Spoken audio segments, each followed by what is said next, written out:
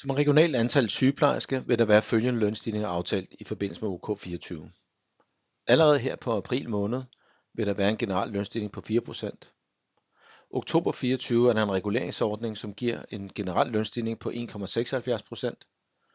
Så er der aftalt en organisationspulje i april 25 på 2%, som udmeldt på forskellig vis. Jeg vil komme ind på, hvad det betyder for vores konkrete eksempel. Og så er der i oktober 25 og november 25 skønnet en generel lønstigning på ca. 0,8%. Derudover er der trepartsmidlerne, som også udmøntes i perioden, og som også har indflydelse på resultatet for den her gang, og vi vil komme ind på i eksemplet, hvad det betyder.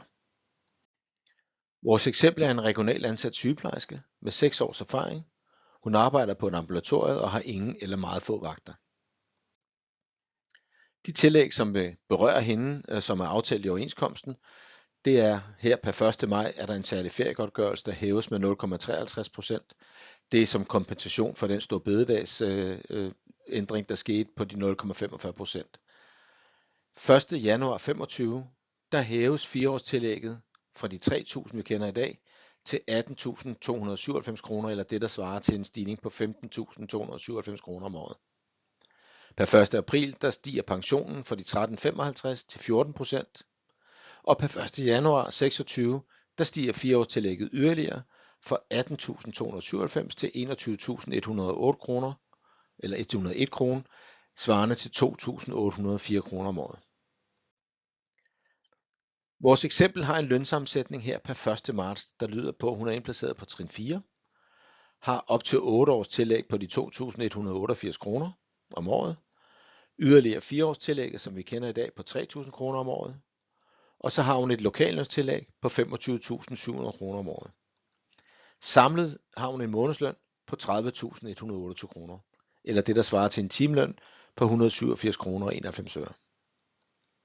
Særlig feriegodtgørelse er i dag 2,85%, svarende til de 859 kroner om måneden, og pensionen, som vi kender, på de 13,55%, giver hende en månedlig pension på 4.082 kroner. Lønsammensætningen per 1. januar er stadigvæk trin 4, som vi kender i dag, og hun har stadigvæk op til 8 års tillægget på de 2.188 kroner. Hun har også stadigvæk sit lokallønstillæg på de 25.700. Det nye, det er det 4 års tillæg, som jeg skitserede før, på de 21.101 kroner om året.